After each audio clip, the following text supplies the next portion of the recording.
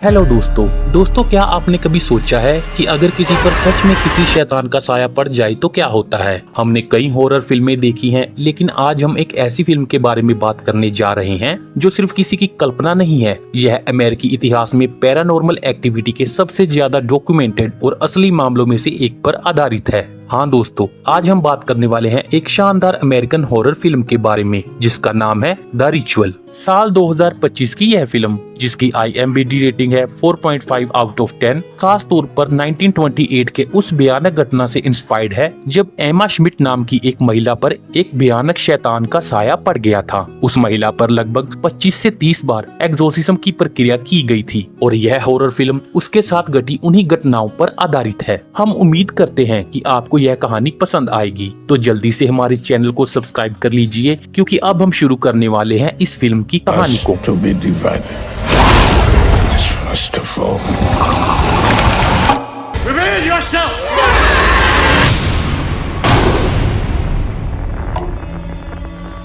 कहानी की शुरुआत में हमें एक खास जानकारी दी जाती है कि यह फिल्म सच्ची घटनाओं पर आधारित है, खास तौर पर अमेरिकी इतिहास में शैतानी साए की सबसे भयानक घटनाओं में से एक पर, जिसे फादर जोसेफ टाइगर ने रिकॉर्ड किया था और जो असल में 1928 में हुई थी। हम फिल्म का शुरुआती सीन देखते हैं जिसमें फादर जोसेफ एक ऐसी लड़की का सामना कर रहे हैं जिस पर शैतान का साया है। वह लड़की बहुत ही ताकतवर और डरावनी लग रही थी। इसके बाद हम 9 दिन पीछे एक फ्लैशबैक में जाते हैं और देखते हैं कि यह सब कैसे शुरू हुआ। फादर जोसेफ चर्च के अंदर उपदेश दे रहे हैं। वह लोगों को अपने भाई की रिसेंट हुई मौत के बारे में बताते हैं। उनके भाई ने खुद को खत्म कर लिया था, एक ऐसी ट्रेजेडी जिसने फादर जोसेफ को बहुत ही दुखी कर दिया था। साथ ही इन्हीं वजह से फादर जोसेफ का विश्वास भी डगमगा रहा था, लेकिन इसके बावजूद भी कम्युनिटी में कई लोग फादर जोसेफ का बहुत सम्मान करते थे। इसके बाद चर्च के अंदर फादर जोसेफ रोज नाम की एक नन से मिलते हैं। अब जैसे ही फादर जोसेफ अपने काम में लगते हैं, तभी बिशप उनके लिए एक खास काम लेकर आते हैं।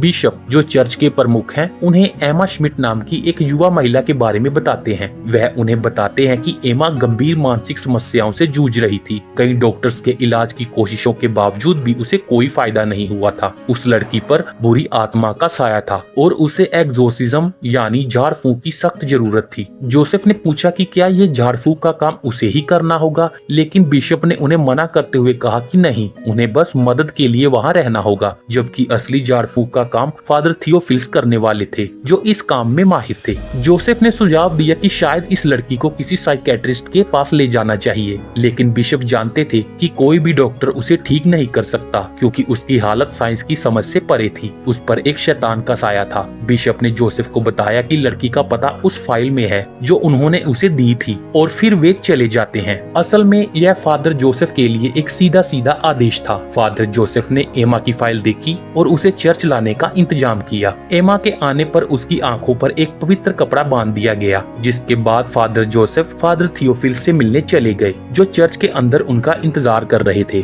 फादर थियोफिल्स ने जोसेफ को चेतावनी दी कि एमा पर कब्जा करने वाला शैतान उनकी कोशिशों को नाकाम करने की पूरी कोशिश करेगा, इसलिए उन्हें इससे सावधान रहना होगा और अपना विश्वास मजबूत रखना होगा। फिर वे दोनों मदर सुपीरियर से मिलने जाते हैं, जो एमा की फाइल ही देख रही थी। जब वे एमा के मामले पर बात कर रहे थे तो रोज घबराई हुई हालत में वहां पहुंची। उसने बताया कि एमा खाना खाने से मना कर रही थी और इससे भी ज्यादा चिंता की बात यह थी कि वह बिल्ली की तरह फुफकार रही थी। फादर जोसेफ यह सुनकर परेशान हो गए क्योंकि वे जानते थे कि रोज की जान को खतरा हो सकता था। फादर थियोफिल्स ने रोज से पूछा कि क्या खाने से पहले खाने को ब्लेस किया गया था, लेकिन इस पे जोसेफ ने जवाब दिया कि इसकी जरूरत नहीं थी और वह खुद एमा से बात करने के लिए चले जाते हैं। उन्हें एमा डरी हुई हालत में मिलती है। एमा ने उनसे बहुत तमीज से बात की। जोसेफ को एमा की कुछ चिट्ठियां भी मिली जो उसने अपनी गुजर चुकी माँ के लिए लिखी थी। वह उन्हें अपनी माँ की कब्र पर रखना चाहती थी। उसे देखकर जोसेफ को नहीं लगा कि उसे एक्सोर्सिज्म की जरूरत है। इसकी बजाय उन्हें लगा कि उसकी हालत साइकोलॉजिकल थी। उन्होंने यही बात जाकर थियोफिल्स को बताई कि एमा की समस्या मनोवैज्ञानिक है और इसके लिए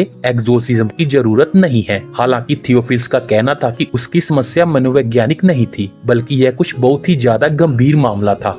लेकिन जोसेफ बताते हैं कि उनके बचपन का एक दोस्त है जो अब एक डॉक्टर बन गया है और वे सुझाव देते हैं कि एमा का चेकअप उससे करवाना चाहिए क्योंकि उन्हें लगता है कि इससे उसे मानसिक शांति मिलेगी। फादर थियोफिल्स इस बात से सहमत हो जाते हैं। उनका तर्क है कि अगर इससे एमा को तसल्ली मिलती है और बुरी आत्मा को भगाने की प्रक्रिया में उसका भरोसा बढ़ता है तो ऐसा करने में कोई हर्ज नहीं है। फिर भी ऐसा कुछ नहीं होता और कहानी अगले दिन पर पहुंचती है। मदर सुपीरियर और दूसरी सिस्टर्स इकट्ठा होती हैं क्योंकि एमा पर बुरी आत्मा को भगाने का पहला रिचुअल होने वाला था। यह ध्यान रखना जरूरी है कि बुरी आत्मा को भगाने की प्रक्रिया एक बार में पूरी नहीं होती। आत्मा को निकालने के लिए कई सेशन की जरूरत पड़ सकती है। फादर जोसेफ का काम है कि वे आत्मा की हर बात को नोट करें, चाहे वह लैटिन में हो या किसी और भाषा में, और पूरी प्रक्रिया की हर डिटेल रिकॉर्ड करें। पहली रस्म शुरू होती है और आत्मा परेशान दिखती है, लेकिन रस्म के बीच में ही एमा अपनी गर्दन जोर से घुमाती है और बेहोश हो जाती है, जिससे उन्हें प्रक्रिया रोकनी पड़ती है। फादर जोसेफ बिल्कुल भी खुश नहीं है।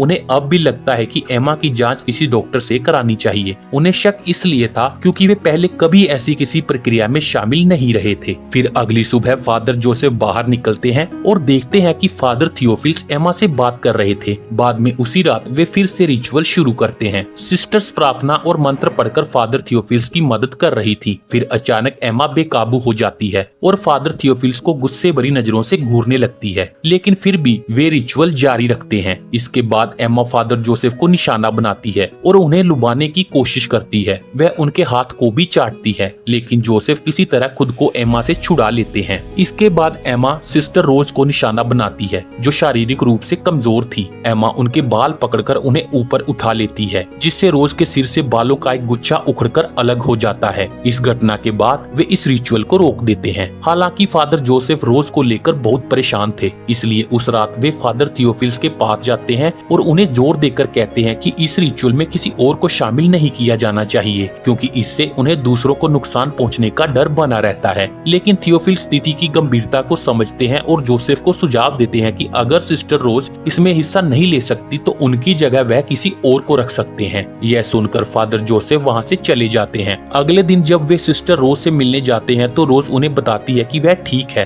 और डॉक्टर ने उनके घाव पर पट्टी बांध दी है। वह फादर को बताती है कि उसके साथ हुई इस घटना के दौरान उसे पता था कि एमा पर किसी शैतान का साया है। वह अपनी मर्जी से ऐसा नहीं कर रही थी, लेकिन फिर भी उसे एमा पर बहुत ज्यादा और अजीब तरह का गुस्सा आ रहा था। उसे यह भी लगा कि शायद भगवान एमा को सजा दे रहे थे या फिर एमा के जरिए उसे सजा दे रहे थे। रोज को पहले कभी किसी के लिए इतनी कड़वाहट महसूस नहीं हुई थी और उसे इस बात पर बहुत ज्यादा शर्मिंदगी भी महसूस हो रही थी। फादर जोसेफ उसे दिलासा देते हैं और कहते हैं कि इसमें उसकी कोई गलती नहीं थी। असल में यह स्थिति उनके लिए बिल्कुल नहीं थी और वे इसके लिए पूरी तरह तैयार नहीं थे, इसलिए उसे ऐसी बातों को अपने दिमाग से निकाल देना चाहिए। इसके बाद जोसेफ सिस्टर रोज के लिए प्रार्थना करते हैं और वहाँ से चले जाते हैं। अब कहानी तीसरे दिन और तीसरी रस्म पर पहुँचती है और नन रोज की जगह एक नई नन बुलाई जाती है, लेकिन यह नई नन एमा को देखते ही डर गई। उसकी साथी नन ने उसे हिम्मत रखने के लिए कहा। इस बीच फादर थियोफिल्स ने एमा को बिस्तर से बांध दिया ताकि वह किसी और को नुकसान ना पहुंचा सके। फिर उन्होंने बुरी आत्मा को निकालने की प्रक्रिया शुरू की, जिससे एमा के अंदर मौजूद शैतान को तकलीफ होने लगी। एमा को उल्टी होने लगी और अचानक उसका शरीर कांपने लगा। दोनों नन्स ने उसे काबू करने की कोशिश की। एमा की आंखें पूरी तरह सफेद हो गई।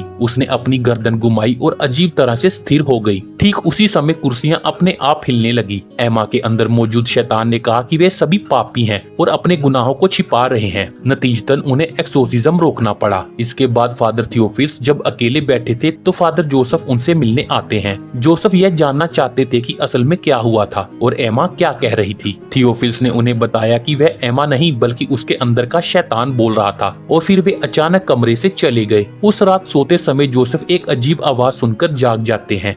अगले दिन उन्हें बार बार एमा की झलक दिखाई देती रहती है। वे एक्सोर्सिज्म के अनुभव से परेशान थे क्योंकि उन्होंने पहले कभी ऐसा कुछ नहीं देखा था। फिर कहानी चौथे दिन पर पहुंचती है, जहां उन्होंने यह प्रक्रिया फिर से शुरू की। एक नन ने अपने हाथों में चैपलेट पकड़ रखा था ताकि प्रार्थना जारी रखने में मदद मिल सके, क्योंकि वह डरी हुई थी। फिर फादर थियोफिल्स ने एक्सोर्सिज्म शुरू किया। अचानक एमा को उल्टी होने लगी, जिसके लिए फादर ने एक बाल्टी मंगवाई। फिर उन्होंने शैतान से उसका नाम बताने को कहा। शैतान ने जिद की कि पहले चैपलेट को नीचे रखा जाए, लेकिन फादर थियोफिल्स ने कहा कि वहाँ तो कोई भी चैपलेट नहीं है। हालांकि वहाँ नन के पास एक चैपलेट था। फादर ने उस चैपलेट को नीचे रखवाया और फिर से शैतान से उसका नाम पूछा। शैतान फादर जोसेफ को बहकाने लगता है और जानबूझकर उनके दुख को और बढ़ाने लगता है। शैतान ने यह पूछकर जोसेफ का मजाक उड़ाया कि क्या उनका भाई अभी भी वहाँ लटका हुआ है। फादर थियोफिल्स ने एमा के अंदर के शैतान पर नाम बताने का दबाव डाला। शैतान जर्मन या शायद लैटिन भाषा में कुछ बोला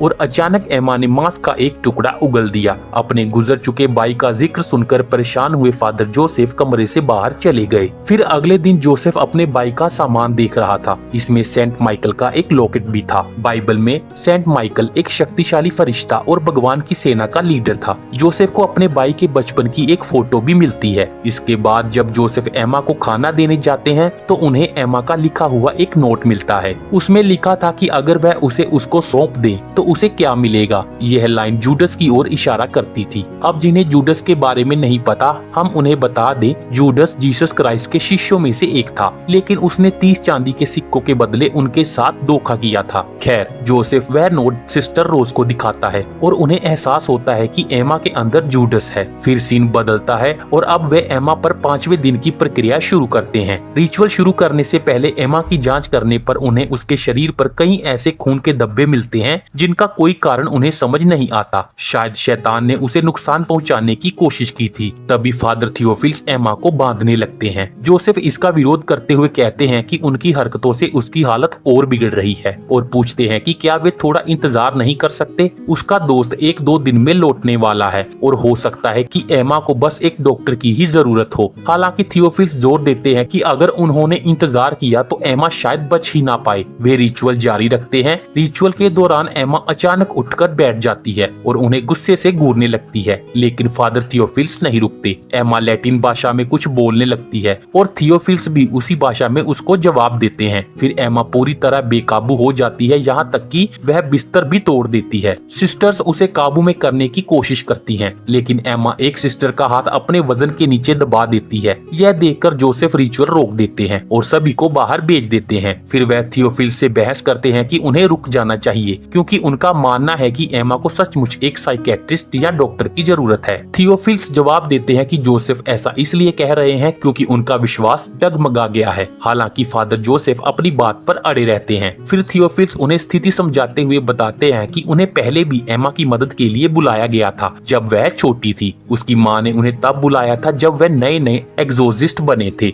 और उनके पास ना तो ज्यादा जानकारी थी और ना ही अनुभव। फिर भी उन्होंने पहचान लिया था कि उस पर बुरी आत्मा का साया है। उन्हें कोशिश छोड़नी पड़ी क्योंकि उस समय थियोफिल्स को ज्यादा जानकारी नहीं थी और बाद में एमा को डॉक्टर के हवाले कर दिया गया। वह थियोफिल्स को चिट्ठियां लिखकर बताती थी कि वह ठीक हो रही है, जो एक अच्छी बात थी, लेकिन बुरी आत्माएं उसके अंदर ही थी और सही मौके का इंतजार कर रही थी। वह मजबूत हो रही थी, लेकिन जब एमा की स्कूल की पढ़ाई पूरी हुई तो उसकी माँ गुजर गई। इससे बुरी आत्माओं को मौका मिल गया। उन्होंने उसके शरीर पर पूरी तरह से कब्जा करना शुरू कर दिया क्योंकि वह भावनात्मक रूप से टूट चुकी थी और कमजोर थी। ठीक ऐसी ही मानसिक स्थिति का फायदा बुरी आत्माएं उठाती हैं। जोसेफ पूछते हैं कि उन्होंने एमा को ही क्यों चुना, तो फादर बताते हैं कि वह एक संवेदनशील लड़की है जिससे बुरी आत्माओं के लिए उस पर कब्जा करना आसान हो जाता है। फादर थियोफिल्स जोर देते हैं कि एक्सोर्सिज्म हर हाल में जारी रहना चाहिए, वरना एमा शायद बच ना पाए। अब अगला दिन आता है। फादर जोसेफ एमा के बारे में और जानने की कोशिश कर रहे थे। उन्हें पता चलता है कि उसकी माँ की बहन मीना और उसके पिता जैकब जादू टोना किया करते थे और उन्होंने कई बार एमा को श्रापित खाना भी खिलाया था। उन्होंने ऐसा इसलिए किया क्योंकि मीना और जैकब के बीच में अफेयर चल रहा था। हालांकि ये सिर्फ अफवाहें थी और किसी को नहीं पता था कि इनमें कितनी सच्चाई है। इस बीच सिस्टर सारा आती है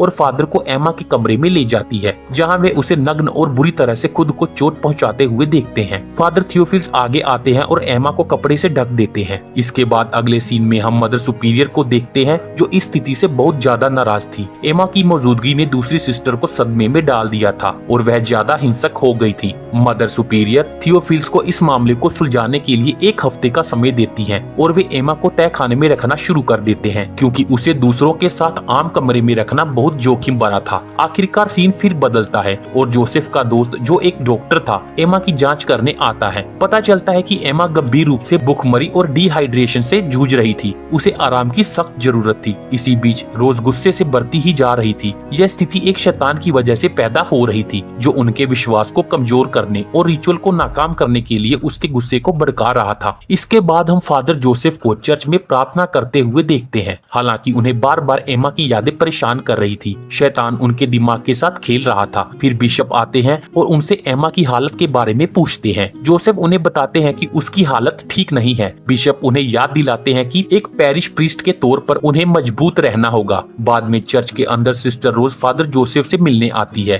वह उन्हें बताती है कि जिस सिस्टर का हाथ एमा ने कुचल दिया था उसे आराम की जरूरत है, इसलिए वह उनकी जगह लेंगी। इसके बाद सीन छठे दिन के रिचुअल पर बदलता है, जो जल्द ही शुरू होने वाला था। लेकिन रिचुअल के दौरान शैतान जोसेफ को उसके भाई की मौत के बारे में फिर से ताने मारने लगता है। इससे गुस्सा और परेशान होकर फादर जोसेफ बाहर चले जाते हैं और एमा बेहोश हो जाती है। हालांकि यह शैतान की एक चाल थी। फिर एमा खुद को छुड़ाकर दीवार पर चढ़ जाती है, लेकिन फादर थियोफिल्स उसे शांत कर लेते हैं। सीन मदर सुपीरियर पर शिफ्ट होता है, जो प्रार्थना कर रही थी कि तभी उन्हें एक आवाज सुनाई देती है। चर्च के अंदर अब डरावनी घटनाएं होने लगी थी। इसी बीच हम फादर थियोफिल्स के कमरे में एक शैतानी साया देखते हैं, जो उनसे लैटिन भाषा में बात कर रहा था। शैतान उनके इरादे को तोड़ने की कोशिश कर रहा था। दूसरी ओर सिस्टर रोज पर शैतान का साया आ जाता है। साये के असर में अपनी परछाई को घूरते हुए वह शीशा तोड़ देती हैं। एक साथ ही सिस्टर बीच में बचाव भी करती हैं और सिस्टर रोज को होश में लाती हैं। इसके बाद जोसेफ, जो अभी भी अपने भाई के ख्यालों में खोया हुआ था, को अपने कमरे में एमा दिखाई देती है, जिससे वह डर जाते हैं। उसे अपने हाथ में, वही हाथ में जिसे एमा ने चाटा था, एक अजीब सी सनसनी महसूस होने लगती है, जैसे उनकी त्वचा के नीचे पानी बह रहा हो। इससे परेशान होकर वह अपना हाथ काटने की कोशिश करते हैं। शैतान यह सब उनके विश्वास को कमजोर करने के लिए कर रहा था। अब अगले दिन जोसेफ थियोफिल्स से मिलते हैं और उन्हें अपनी स्थिति बताते हैं। वह बताते हैं कि कैसे एमा उसे परेशान कर रही है और उसे समझ नहीं आ रहा कि उसे उसके भाई के बारे में कैसे पता चला। जोसेफ थियोफिल्स को अपने भाई के बारे में बताता है, जिसने दर्द से तंग आकर अपनी जान दे दी थी। उसने इस बारे में कभी किसी से बात नहीं की थी और जब तक सच सामने आया बहुत देर हो चुकी थी। वह अपनी जान दे चुका था। थियोफिल्स समझाते हैं कि शैतान का मकसद किसी व्यक्ति के दर्द की जड़ को छेड़कर उसके विश्वास को कमजोर करना होता है और शैतान जोसेफ के साथ ठीक यही कर रहा था। फादर थियोफिल्स शैतान का सामना करने के लिए मजबूत विश्वास बनाए रखने पर जोर देते हैं, वरना उनके नाकाम होने का खतरा बढ़ जाएगा। असल में थियोफिल्स ने भी अपनी बहन को खो दिया था और सालों तक उस दर्द को झेला था। हालांकि वे आखिरकार उससे उबर चुके थे। जब जोसेफ पूछता है कि वह इसे कैसे निपटे, तो थियोफिल्स समझाते हैं कि सिस्टर्स, नन्स, मदर सुपीरियर और वे खुद सभी योद्धा हैं। कोई भी एमा का केस लेने के लिए तैयार नहीं था, लेकिन मदर सुपीरियर ने इसे स्वीकार किया और फादर जोसेफ ने उनका साथ दिया, ठीक एक योद्धा की तरह, जैसे वह सेंट माइकल हों। सेंट माइकल का जिक्र जोसेफ को याद दिलाता है कि उन्हें अपने भाई के सामान में सेंट माइकल का लॉकेट मिला था। इससे जोसेफ को हिम्मत मिलती है, खासकर इसलिए क्योंकि उनके भाई का नाम भी माइकल था। इसके बाद हम देखते हैं कि एमा पानी पीने की कोशिश करती है, लेकिन शैतान उसे ऐसा करने से रोकता है। फिर थियोफिल्स उसे बाहर ले जाते हैं, जहां वह उन्हें अपनी मां को लिखे पत्र देती है और कहती है कि वे उन्हें उसकी मां की कब्र पर रख दें। हालांकि थियोफिल्स जोर देते हैं कि उसे यह खुद करना चाहिए और इसके लिए वह उसे जीवित रहने और लड़ने के लिए हिम्मत ना हारने के लिए प्रोत्साहित भी करते हैं। फिर भी जब एमा जिद करती है तो वह पत्र लेने के लिए मान जाते हैं। इसके बाद एक और रिचुअल होता है। रिचुअल के दौरान एमा बेकाबू हो रही थी। पता चलता है कि उस पर एक नहीं बल्कि कई शैतानों का साया था। वहाँ मौजूद नन्स में सिस्टर कैमेलिया भी थी, जो एक स्पेनिश नन थी। शैतान ने उसे भी बहकाने की कोशिश की, लेकिन उसका विश्वास मजबूत था, इसलिए उसने उसका डटकर सामना किया। हालांकि शैतान ने उन्हें बिस्तर पर दबा दिया। तभी मदर सुपीरियर वहां पहुंचती है। शैतान ने उन पर भी वही चालें आजमाई, लेकिन उन पर इसका कोई असर नहीं हुआ। इसके बाद सब बाहर चले गए, लेकिन इसी बीच एमा भी बाहर भागने में कामयाब हो गई। सिस्टर ने दूसरों को सतर्क किया और उसे खोजने का काम शुरू कर दिया। उन्होंने उसे हर जगह ढूंढा, जबकि शैतान का सामना थियोफिल्स से होता है। इसी बीच रोज और दूसरी सिस्टर भी उसे ढूंढ रही थी और आखिरकार फादर जोसेफ को एमा मिल जाती है, जो फिलहाल बेहोश हो चुकी थी। उन्होंने तुरंत फादर थियोफिल्स को बुलाया, लेकिन जब तक फादर थियोफिल्स पहुंचे, एमा की सांसें रुक चुकी थी, जिससे सब डर गए। फादर थियोफिल्स ने एमा की पीठ थपथपाई, जिससे उसके मुंह से कुछ पदार्थ निकला और उसे होश आ गया। हालांकि शैतान का अभी भी उस पर कब्जा था। जैसे जैसे एमा बेकाबू होती गई, फादर थियोफिल्स ने एक्सोर्सिज्म की प्रक्रिया फिर से शुरू कर दी। रिचुअल के दौरान थियोफिल्स ने न केवल शैतानों के नाम पता किए, बल्कि एक जरूरी बात भी पता लगाई कि एमा के भीतर दो और आत्माएं मौजूद थी, मीना और उसके पिता जैकब की आत्माएं। इसके अलावा उस पर कई आत्माओं का साया था, जिनमें जूडस, एस्मोडियस, सैटन, लिवाइथन और बिलजेबब शामिल थे, जो सचमुच चौंकाने वाला था। हालांकि शुरू में बुरी आत्माओं को भगाने की कोशिश नाकाम रही, क्योंकि वे बहुत ताकतवर थी। उन्होंने पूरे कॉन्वेंट को इतने जोर से हिलाया कि दीवारों में दरारें पड़ गई। फिर फादर जोसेफ ने बाइबल उठाई, जो संयोग से सेंट माइकल वाले पन्ने पर खुली थी। यह भगवान की ओर से एक संकेत था। इसके बाद जोसेफ ने सेंट माइकल के नाम पर बुरी आत्माओं को भगाने की प्रक्रिया शुरू कर दी, जिससे एमा दर्द से तड़पने लगी। फिर अचानक सब कुछ शांत हो गया और बुरी आत्माएं एमा के शरीर से निकल गई। यह देखकर थियोफिल्स खुशी से रो पड़े, क्योंकि यह उनके लिए एक बड़ी जीत थी। फिर हमें एमा की सच्ची कहानी बताई जाती है, जहाँ ज्यादातर लोग उसकी हालत को मनोवैज्ञानिक या मेडिकल समस्याओं से जोड़कर देखते थे, वहीं कुछ का मानना था कि उस पर सचमुच कई बुरी आत्माओं सहित खुद शैतान का साया था। फिर भी इन सब के बावजूद एमा ने अपनी बाकी की जिंदगी शांति से बिताई। फादर जोसेफ और थियोफिल्स ने अपनी आखिरी सांस तक अपना काम जारी रखा और पूरे समय अटूट विश्वास बनाए रखा। थियोफिल्स को टाइम मैगजीन में भी जगह मिली और जोसेफ के नोट्स के आधार पर कई लेख और डॉक्यूमेंट्रीज बनाई गई, और इसी तरह यह फिल्म द रिचुअल खत्म हो जाती है। तो दोस्तों, यह थी फिल्म द रिचुअल की कहानी। लेकिन आप हमें अपना ओपिनियन बताएं कि सच में एमा पर किसी भूत का साया था या उसे कोई दिमागी बीमारी थी। मुझे अपना ओपिनियन कमेंट सेक्शन में जरूर बताएं, और अगर आपको यह वीडियो पसंद आए तो इसे लाइक करें, चैनल को सब्सक्राइब करें और बेल आइकन दबाना ना भूलें। तो मिलते हैं आपसे नेक्स्ट वीडियो में। Thank you.